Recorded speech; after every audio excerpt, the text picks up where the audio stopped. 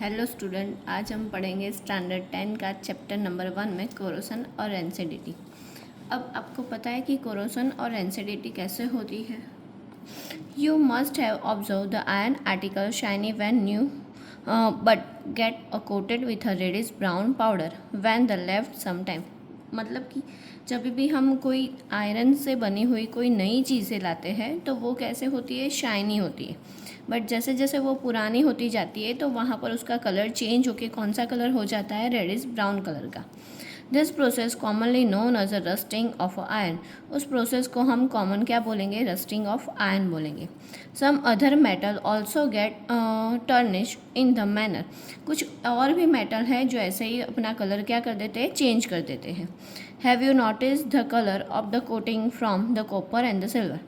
मतलब कि जब कॉपर और सिल्वर में भी यही चीज़ होती है कि अगर आप उसे थोड़ी देर के लिए बाहर रखोगे या तो एयर कंडीशन में रखोगे, एयर के कांटेक्ट में आएगा तो कॉपर और सिल्वर भी अपना कलर क्या कर देता है, चेंज कर देता है।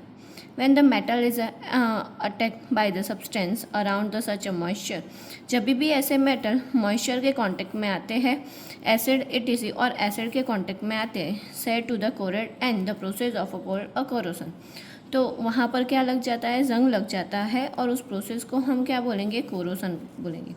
The black coating on a silver and the green coating of a copper are other example of a corrosion. और इसके दो एग्जाम्पल है जहाँ पर ब्लैक कोटिंग होता है सिल्वर में और ग्रीन कोटिंग होता है कॉपर में।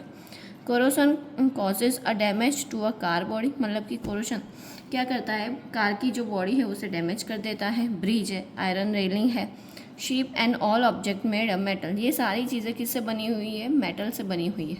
तो ये सारी चीज़ों को क्या कर देता है, बिगाड़ देता है। Especially those of iron. The corrosion of the iron serious problem. ये एक सीरियस प्रॉब्लम है। Every year enormous amount of money is spend the replace a damage iron.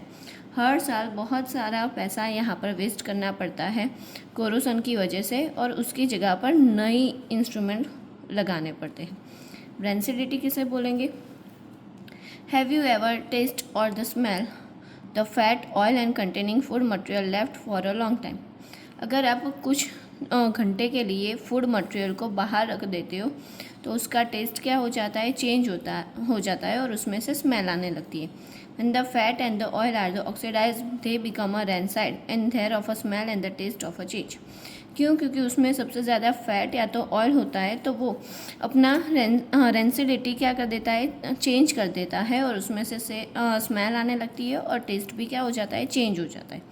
Usually substance which prevent oxidations are added food containing fats and oil. Generally हम कुछ food को यहाँ पर oxidise करने के लिए उसके अंदर क्या ऐड कर देते हैं, फैट और oil. Keep a food in a air tight container help the slow down oxygen. क्यों, क्योंकि उसके अंदर ऑक्सीडेशन की जो भी प्रोसेस है उसे स्लो डाउन करने के लिए। Do you know that the chips manufacture usually flash a bag and the chips gas such a nitrogen prevent the chips getting oxidised. मतलब कि जो भी हम फूड मटेरियल या तो पैकेट वाले फूड खाते हैं उसके अंदर नाइट्रोजन गैस क्या होता है, इनपुट किया हुआ होता है। क्यों, क्योंकि वो चिप्स को बिगाड़े नहीं या तो वो चिप्स बिगड़े नहीं, इसकी वजह से।